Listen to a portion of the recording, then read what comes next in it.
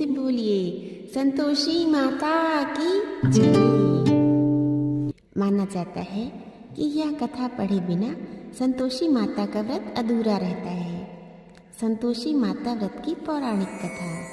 एक गांव में एक बुढ़िया रहती थी जिसके 7 बेटे थे। उसके 6 बेटे कमाने वाले थे और एक बेटा निकम्मा था। बुढ़िया माँ कमाने वाले 6 पुत्रों का जूठा निकम्मे 7वें पुत्र को देती।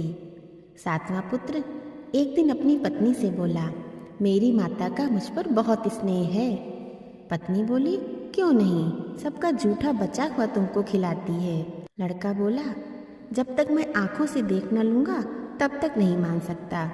उसकी पत्नी ने हंसकर कहा, देख लोगे तब तो मानोगे ही।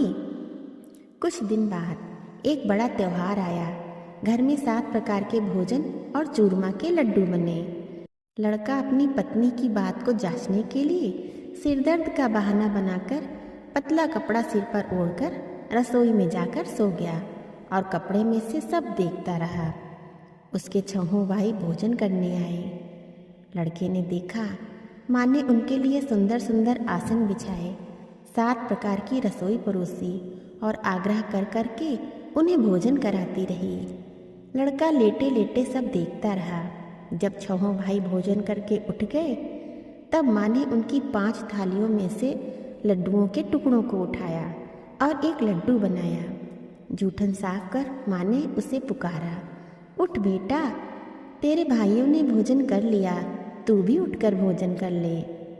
लड़के ने कहा, माँ मुझे भोजन नहीं करना, मैं परदेश जा रहा हूँ।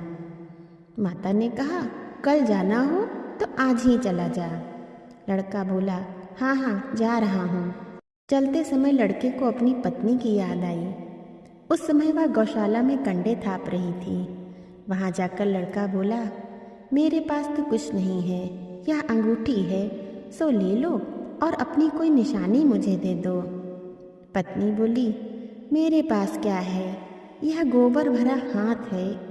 यह कहकर पत्नी ने उसकी पीठ पर गोबर के हाथ की थाप मार दी। लड़का चल दिया। चलते चलते दूर देश में पहुंचा। वहाँ एक साहूकार की दुकान थी। वहाँ जाकर लड़का बोला, सेठ जी मुझे नौकरी पर रख लो। लड़के को साहूकार के यहाँ नौकरी मिल गई। वहाँ वह दिन रात काम करने लगा। कुछ ही दिन में दुकान का लेन देन, हिसाब किताब, ग्राहकों को माल बेचना, सारा काम करने लगा। लड़के को अपने किए का फल मिला। सेठ ने भी उसका काम देखा और 3 महीने में ही उसे मुनाफे में साझीदार बना लिया। परिश्रम करते करते 12 वर्ष में ही वह लड़का नगर का नामी सेठ बन गया। तब पुराने सेठ ने अपना सारा कारोबार उस पर छोड़ दिया और खुद बाहर चला गया। इधर लड़के की पत्नी पर क्या बीती वह भी सुने। सास ससुर उसे दुख देने लगे। गृहस्थी का काम करवाकर उसे लकड़ी लेने जंगल में भेजते। इस बीच घर की रोटियों के आटे से जो भूसी निकलती उसकी रोटी बनाकर रख दी जाती और फूटे नारियल की नरेली में पानी दिया जाता। एक दिन जब पत्नी जंगल में लकड़ी लेने जा रही थी तब उसे रास्ते में बहुत सी स्त्रियां संतोषी माता का व्रत करती दिखाई थीं। वहां खड़ी होकर वह पूछने लगी, बहनों यह तुम किस देवी का व्रत करती हो और इसके करने से क्या फल होता है? इस व्रत के करने की क्या विधि है? यदि तुम अपने इस व्रत का विधान मुझे समझाकर कहोगी तो मैं तुम्हारा बड़ा एहसान मानूंगी। उनमें से एक स्त्री बोली, सुनो, ये संतोषी माता का व्रत है। इसके करने से निर्धनता, दरिद्रता का नाश होता है, लक्ष्मी आती है, मन की चिंताएं दूर होती हैं, मन को प्रसन्नता और शांति मिलती है, निपुति को पुत्र मिलता है, प्रीतम बाहर गया हो तो वह शीघ्र लौट आता है, कुंवारी कन्या को मनपसंद वर मिलता है, चलता मुकदमा खत्म हो जाता है, कलह क्लेश की निवृत्ति हो, मुख शांति होती है, घर में धन जमा हो जाता है, धन जायदाद का लाभ होता है तथा और भी मन में जो कुछ कामना हो वो सब संतोषी माता की कृपा से पूरी हो जाती है। इसमें बिल्कुल भी संदेह नहीं है। यह व्रत कैसे किया जाता है यह भी बताओ तो बड़ी कृपा होगी। वह स्त्री कहने लगी, बिना परेशानी, श्रद्धा और प्रेम से जितना भी बन सके प्रसाद बना लेना। 5.25 पैसे से 5.25 आने तथा इससे भी ज़्यादा शक्ति और भक्ति के अनुसार गुड़ और चना ले। हर शुक्रवार को निराहार रहकर कथा कहना और सुनना। सुनने वाला कोई ना मिले तो घी का दीपक जलाकर उसके आगे जल के पात्र को रखकर कथा कहना, परंतु नियम न टूटे। जब तक कार्य सिद्धि न हो नियम पालन करना और कार्य सिद्ध हो जाने पर व्रत का उद्यापन करना। 3 मास में माता पूरा फल प्रदान करती हैं। यदि किसी के ग्रह खोटे हैं तो भी माता 1 वर्ष में उनको अवश्य अनुकूल कर देती हैं। कार्य सिद्ध होने पर ही उद्यापन करना चाहिए, बीच में नहीं। उद्यापन में 2.5 सेर आटे का खाजा तथा इसी अनुसार खीर तथा चने का साग बनाना, 8 बच्चों को भोजन कराना, जहाँ तक मिले देवर, जेठ, भाई, बंधु, कुटुंब के लड़के लेना, ना मिले तो रिश्तेदार और पड़ोसियों के लड़के बुलाना, उन्हें भोजन करा यथाशक्ति दक्षिणा दे माता का नियम पूरा करना। ध्यान रखना उस दिन घर में कोई खटाई ना खाए। पत्नी यह सब सुनकर वहाँ से चल दी।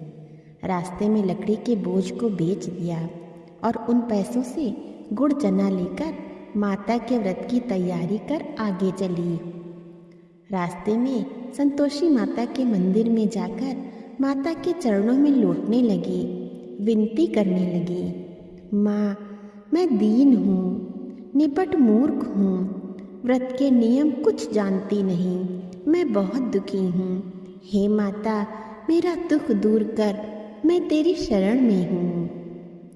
संतोषी माता को दया आ गई। एक शुक्रवार बीता था कि दूसरे शुक्रवार को ही उसके पति का पत्र आया और तीसरे शुक्रवार को उसके पति का भेजा हुआ पैसा भी आ पहुंचा।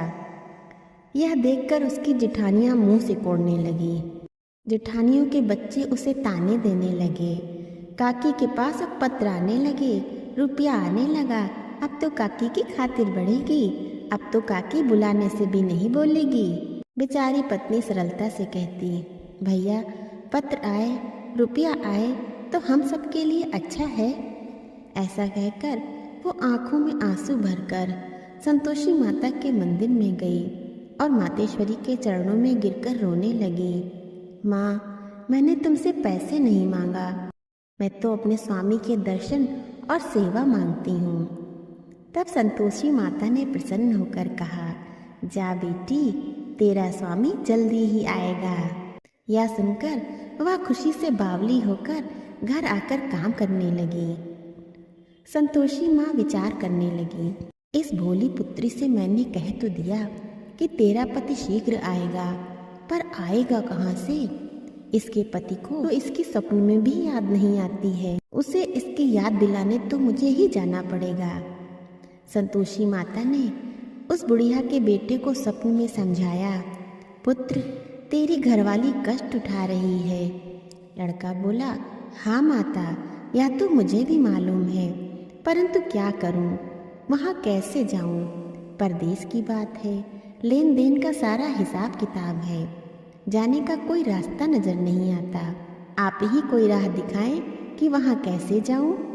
बुढ़िया बनी संतोषी माँ कहने लगी, सवेरे नहा धोकर संतोषी माता का नाम ले, घी का दीपक जला, दंडवत कर और दुकान पर जा बैठना।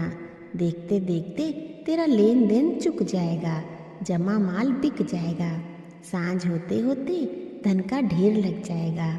लड़का अगले दिन सुबह सुबह बहुत जल्दी उठा। उसने अपने मित्र बंधुओं परिचितों से स्वप्न में संतोषी माता द्वारा कही गई बात को बताया। वे सब उसकी बात को सुनकर उसकी खिल्ली उड़ाने लगे। वे कहने लगे, कहीं कभी कोई सपने की बात सच्ची भी होती है। एक बूढ़ा व्यक्ति बहुत समझदार था। वह बोला, देखो भाई मेरी बात मानो, इस तरह साच या झूठ कहने के बदले देवता ने जैसा कहा है वैसा ही करना, तेरा क्या जाता है। बूढ़े की बात मानकर नहा धोकर उसने संतोषी माता को प्रणाम किया, फिर घी का दीपक जलाकर दुकान पर जा बैठा। सचमुच शाम तक धन का ढेर लग गया। वह हैरान हुआ, मन में संतोषी माता का नाम ले प्रसन्न हो घर के जाने के वास्ते गहना कपड़ा व सामान खरीदने लगा। उसके बाद वो अपने घर को रवाना हुआ। इधर उसकी पत्नी जंगल में लकड़ी लेने गई। लौटते वक्त थक जाने के कारण संतोषी माता के मंदिर पर विश्राम करने बैठ गई। यह तो उसका रोज रुकने का स्थान था। धूल उड़ती देख उसने माता से पूछा, हे माता, यह धूल कैसी उड़ रही है? माता ने कहा, हे पुत्री, तेरा पति आ रहा है। अब तू ऐसा कर, लकड़ियों के 3 बोझ बना। एक बोझ नदी के किनारे, दूसरा मेरे मंदिर में और तीसरा बोझ अपने सिर पर रख। तेरे पति को लकड़ी का गड्ढा देखकर मोह पैदा होगा। यह वहाँ रुकेगा, नाश्ता पानी बना खाकर माँ से मिलने जाएगा। तू लकड़ी का बोझ उठाकर जाना और बीच चौक में गड्ढा डालकर 3 आवाजें जोर से लगाना। लो सासू जी, लकड़ियों का गड्ढा लो, भूसी की रोटी दो, नारियल के खोपरे में पानी दो। आज कौन मेहमान आया है? संतोषी माता की बात सुनकर वह बहुत अच्छा माँ कहकर प्रसन्न मन से लकड़ियों के 3 बोझ बना लाई। एक बोझ नदी के तट पर, दूसरा माता के मंदिर पर रखा। इतने में ही मुसाफिर वहां आ पहुंचा। सूखी लकड़ी देख उसकी इच्छा हुई कि अब यहीं विश्राम कर ले और भोजन बनाकर खा पी कर गाँव चले। इस प्रकार भोजन कर विश्राम कर वह अपने गांव में आ गया। उसी समय उसकी पत्नी सिर पर लकड़ी का गड्ढा लिए आई। उसने गड्ढे को आंगन में डाल जोर से 3 आवाजें दीं। लो सासू जी, लकड़ी का गड्ढा लो, भूसी की रोटी दो, नारियल के खोपर में पानी दो। आज कौन मेहमान आया है? यह सुनकर सास ने अपने दिए हुए कष्टों को भुलाने के लिए कहा, बहू, तू ऐसा क्यों कहती है? तेरा मालिक ही तो आया है। बैठ, मीठा भात खाकर कपड़े गहने पहन। पत्नी की आवाज सुनकर उसका स्वामी बाहर आया और उसके हाथ में पहनी अंगूठी देख व्याकुल हो गया। उसने माँ से पूछा, माँ, ये कौन है? माँ बोली, बेटा, ये तेरी पत्नी है। आज 12 वर्ष हो गए जब से तू गया है, तब से सारे गांव में जानवर की तरह भटकती फिरती है। काम काज कुछ नहीं करती, 4 समय आकर खा जाती है। अब तुझे देखकर भूसी की रोटी और नारियल के खोपरे में पानी मांग रही है। लड़का बोला, माँ, मैंने इसे भी देखा है और तुम्हें भी। मुझे दूसरे घर की चाबी दो, मैं उसमें रहूँगा। ठीक है बेटा, जैसी तेरी मर्जी, कहकर माँ ने चाबी का गुच्छा बेटे के सामने रख दिया। उसने दूसरे घर को खोलकर सारा सामान जमाया। एक ही दिन में वहाँ राजा के महल जैसा ठाट बाट बन गया। बहू सुख भोगने लगी। अगला शुक्रवार उसने पति से कहा, मुझे संतोषी माता का उद्यापन करना है। पति बोला, बहुत अच्छा, खुशी से कर लो।